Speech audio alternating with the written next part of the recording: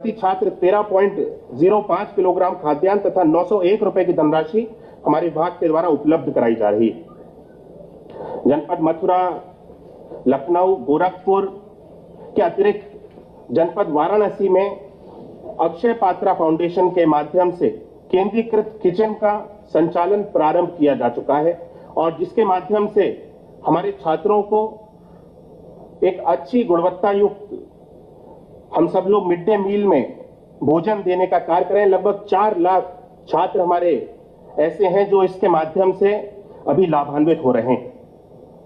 7,000 विद्यालयों में आदर्श किचन स्थापित किए जाने हेतु किचन उपकरण, बर्तन की धनराशि जनपदों को उपलब्ध करा करके प्रथम त्रैमास में कार्य पूर्ण कराया जा चुका है।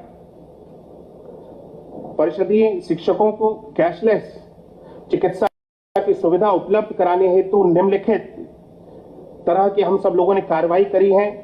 यह अभियान ऐसा था जिसको काफी समय से इस चीज की मांग शिक्षकों के द्वारा उठाई जा रही थी और पिछले 100 दिनों में हम सब लोगों ने इसका लक्ष्य लिया था कि 100 दिनों में कैशलेस चिकित्सा सुविधा हम सब लोग अपने शिक्षकों के लिए बनाने का कार्य करेंगे और इसको हम सब लोगों ने आज एक मूर्त रूप दिया है।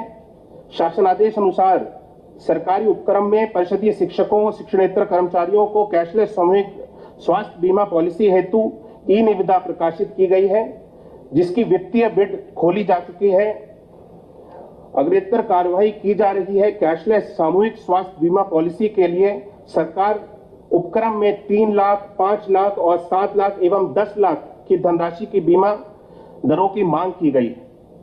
पॉलिसी के अंतर्गत शिक्षकों, शिक्षा मित्रों, अनुदेशकों, शिक्षणेतर कर्मचारियों, स्वयं एवं आश्रित पुत्र पुत्री, आश्रित माता पिता तथा किसी सदस्य को सम्मिलित कर सकते हैं। पॉलिसी से लगभग 6 लाख शिक्षक, शिक्षा मित्र, अनुदेशक, शिक्षणेतर कर्मचारी इस पॉलिसी के अंतर्गत लाभान्वित होंगे। हम सब लोगों ने प्रयास किया है कि 100 दिनों में जितने हमने लक्ष्य अपने लिए थे उन सभी लक्ष्यों पे हम सब खरे उतरते हुए विभाग को और मजबूती देते हुए हम सब लोगों ने कार्य किया है। आगे आने वाले समय में भी अब हम सब लोग अपने जो 6 महीने के लक्ष्य हैं उनको भी पूरा करने के लिए हमारे विभाग के द्वारा अब कार्यवाही गतिमान है। मुझे पूर्ण विश्वास है कि हम सब माननीय मुख्यमंत्री जी की जो मंशा है, जिसके अंतर्गत हम सब लोग कार्य कर रहे हैं कि हर एक बच्चा शिक्षित हो, एक बेहतर शिक्षा व्यवस्था हो, बिना किसी भेदभाव के हर एक बच्चे को गुणवत्तापरक शिक्षा मिले। हम सब लोग इस अभियान में हम सब लोग अवश्य मिले जुले एफर्ट से सफल होंगे।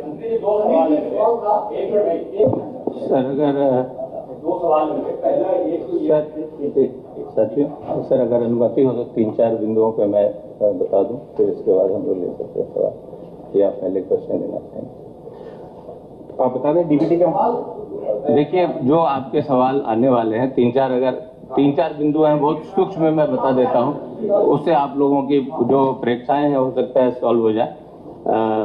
साथियों, डीबीटी के बारे में माननीय मंत्री जी ने बताया। आप सब अवगत हैं कि श्रद्धेय मुख्यमंत्री जी की प्रेरणा से पिछली बार ये योजना शुरू की गई थी और 21-22 का जो सत्र था उसमें कक्षा 1 से 8 तक के लिए हम लोगों ने यूनिफॉर्म, जूता, मोजा, स्वेटर, स्कूल बैग के लिए डीबीटी किया था, जिसमें 1100 रुपये हम लोगों ने दिए थे। और जैसा माननीय मंत्री जी ने बताया कि 1.57 करोड़ बच्चों को हम लोगों ने ये उनके अभिभावकों के माध्यम से किया था। इसमें डीबीटी में कुछ लोगों ने ये किया था कि परिवार खरीद रहे हैं या नहीं खरीद रहे हैं, तो एक स्वतंत्र संस्था से, माइक्रोसेफ से हम लोगों ने इसका एक सर्वे कराया था, जिन्होंने विभिन्न ब्लॉकों, गाँवों में जाकर के ये सर्वे किया इंडिपेंडेंट, और उन्होंने कहा कि करीब 85% लोगों ने इससे अपनी प्रसन्नता व्यक्त की है, क्योंकि इससे उनमें स्वतंत्रता रहती है, वे अपने मनोनुकूल सामग्री बच्चों के लिए खरीद सकते हैं। हम लोगों ने जो स्कूल मैनेजमेंट कमेटी है उनके माध्यम से भी हम लोगों ने स्कूल मैनेजमेंट कमेटी को भी इसमें प्रेरित किया है और अपने अभिभावकों को, अपने शिक्षकों को भी कहा है कि आप अभिभावकों को इसके लिए प्रेरित करें। और इस वर्ष हम लोग 1200 रुपये प्रति बच्चे दे रहे हैं, जिसमें वो नोटबुक, अपनी पेंसिल वगैरह भी से खरीद सके। जैसा माननीय मंत्री जी ने बताया कि इस बार ये भी जोड़ है कि हर बच्चे को हम लोग आधार सत्यापित करें। तो इस पिछली बार तो केवल अभिभावकों का हम लोगों ने किया था और बैंक अकाउंट उनके अभिभावक से किया था। इस बार हम लोग अभिभावकों के और बैंक अकाउंट के साथ बच्चों की भी सीडिंग कर रहे हैं। तो ये एक नई चीज हो रही है। हर बच्चा आधार प्रमाणित होगा, उसी को हम लोग इसमें लेंगे। दूसरा पॉइंट है जो उल्लेखनीय है वो है स्मार्ट क्लासेस की स्थापना। अभी CSR और अन्य सहयोग से हम लोग करीब 12,000 स्कूलों में स्मार्ट क्लासेस चला रहे हैं, जो कि इस वर्ष जो गवर्नमेंट ऑफ इंडिया ने अप्रूव किया है 18,381 स्मार्ट क्लासेस अप्रूव किए हैं।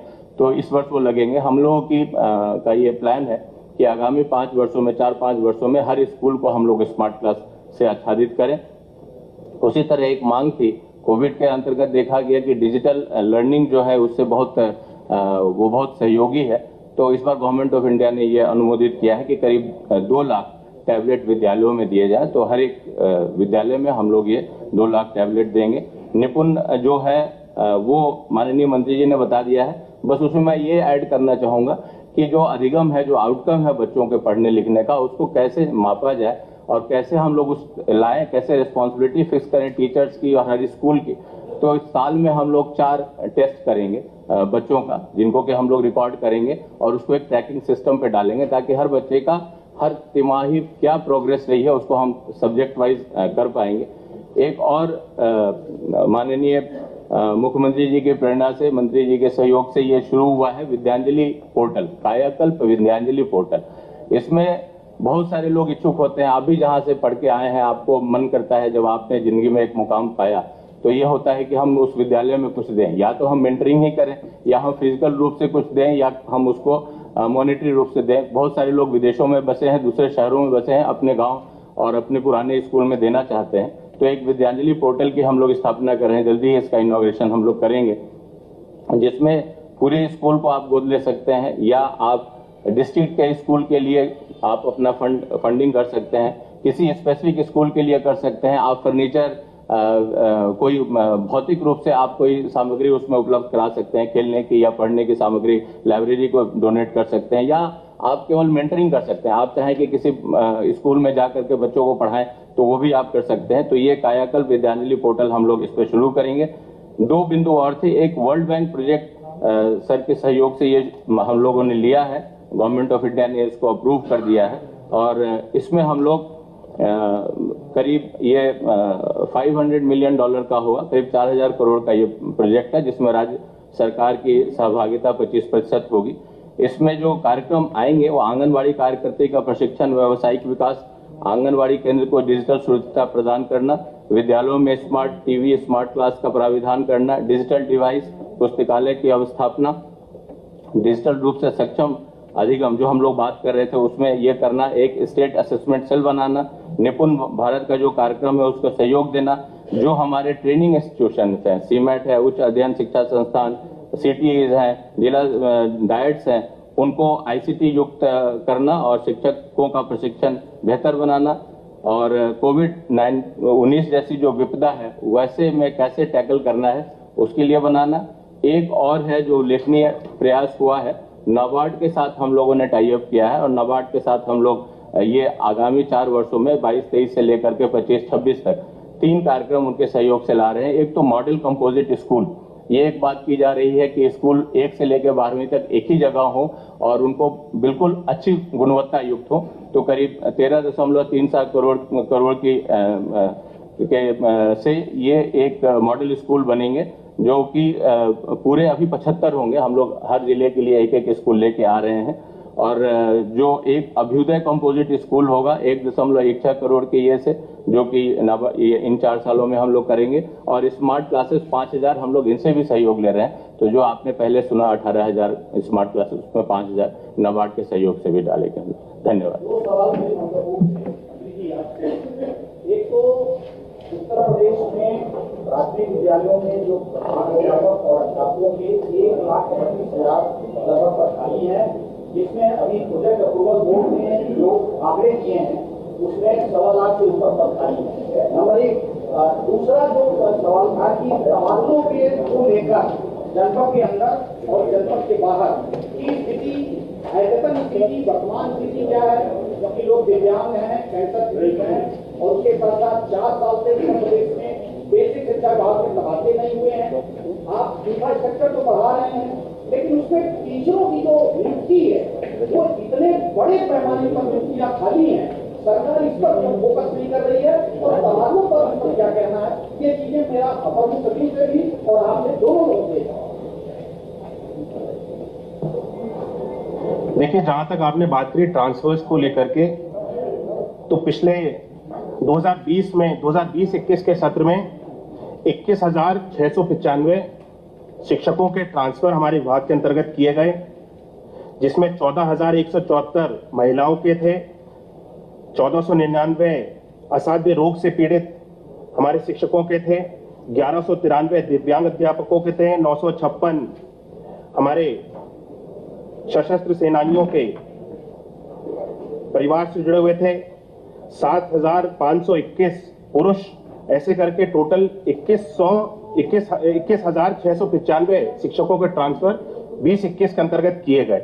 और इस वर्ष भी हम सब लोगों ने इसकी एक व्यवस्था बनाई है, पॉलिसी बनाई है। पॉलिसी के आधार पे माननीय मुख्यमंत्री जी से जिस तरह से इसकी स्वीकृति मिलेगी, उसके अनुसार जो शिक्षकों के स्थानांतरण के संबंध में जो भी आदेश जारी होने हैं, माननीय मुख्यमंत्री जी के निर्देश अनुसार इस वर्ष भी हम लोग इस कार्रवाई को चलाएंगे।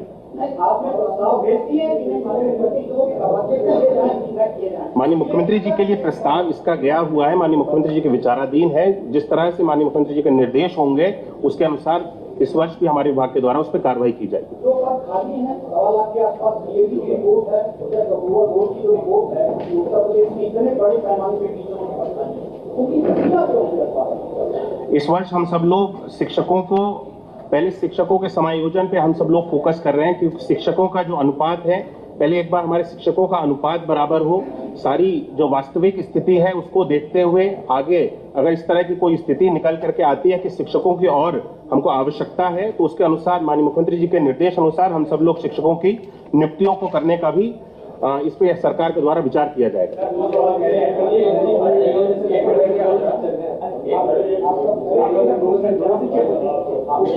ये दो सवाल मेरे हैं सर। एक तो आपने कोविड काल में किया कि कैसे शिक्षा व्यवस्था पूरा कोविड में बड़े पैमाने पर शिक्षक भी दिवंगत हो गए थे और मृतक आश्रितों की नियुक्ति की व्यवस्था है।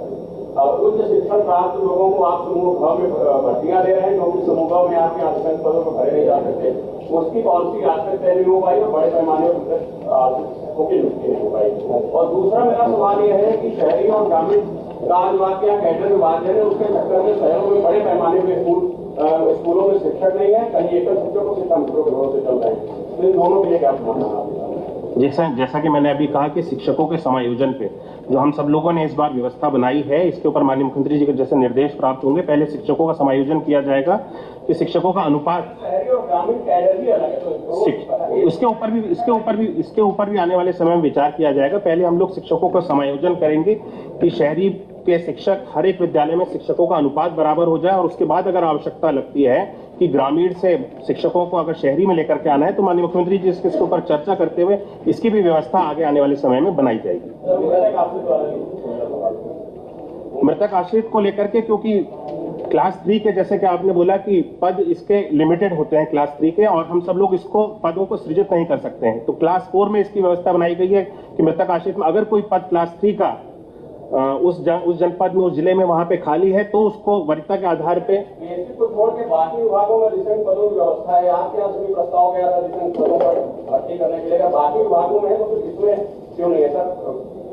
देखिए, जैसा माननीय मंत्री जी ने बताया कि जितने पद हैं हमारे, उनके अगेंस्ट तो हम लोग नियुक्तियां करते हैं, लेकिन उसके अलावा अभी क्लास 3 के पद हमारे पास नहीं है, इसलिए उन पर हम नियुक्ति नहीं कर रहे हैं, लेकिन क्लास 4 में हम कर रहे हैं। दिक्कत ये आती है कि बहुत सारे बच्चे ज़्यादा क्वालिफाइड हैं, उनके लिए ये व्यवस्था है कि अगर वो टीचर की क्वालिफिकेशन कर लेते हैं तो हम उनको एज सहायक अध्यापक अपने यहाँ नियुक्त करते हैं। तो ये दो हैं, ये परिषदीय पद हैं, इनमें अभी हम लोग अधिसंख्य पदों पे नियुक्ति नहीं कर रहे हैं।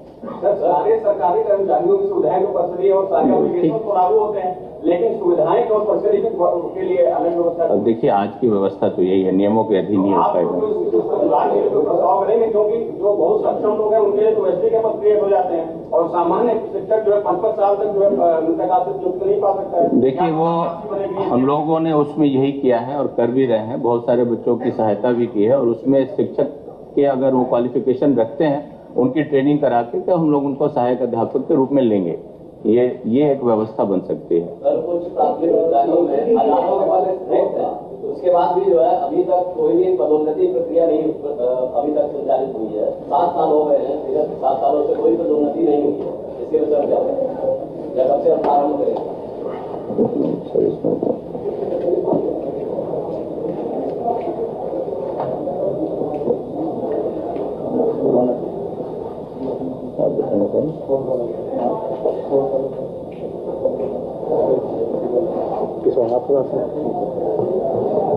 सर, आपके अनुमति बता दें। बिल्कुल।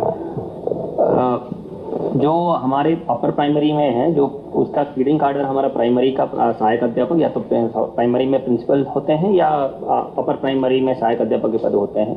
तो इसमें काफ़ी सालों से कोर्ट में केसेस चल रहे थे और अभी उसमें हम लोगों ने दृढ़ता से पैरवी की और उसके बाद अभी हम लोग पॉलिसी बना रहे हैं और अतिशीघ्र इसको कार्रवाई को पूर्ण करने के लिए पूरा प्रयास करेंगे।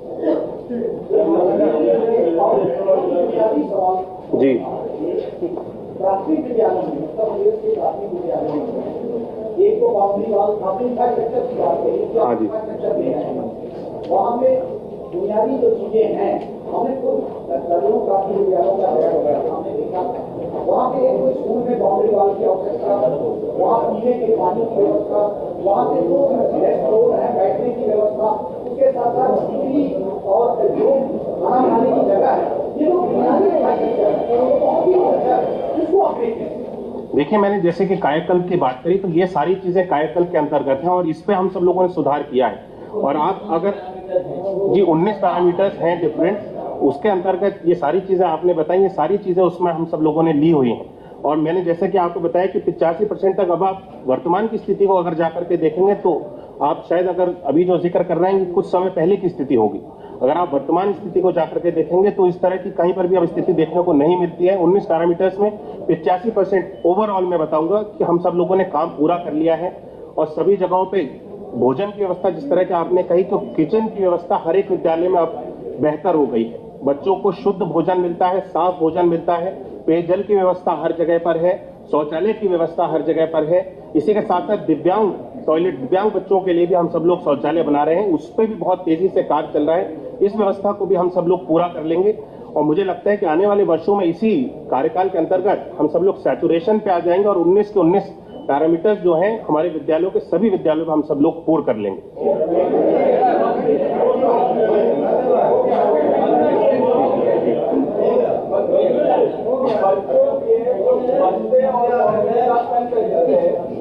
आज के समय पर 35% की बढ़ोतरी आ रही है प्राइस को लेकर और इसका मुख्य कारण ये कि जो 12% से 18% बढ़ाई हमारी है उसको लेकर, तो क्या जो आमदनी है निम्न वर्ग के बच्चों के लिए जो नहीं खरीद पा रहे, क्या उसके रेट और जीएसटी को लेकर के नीचे आया?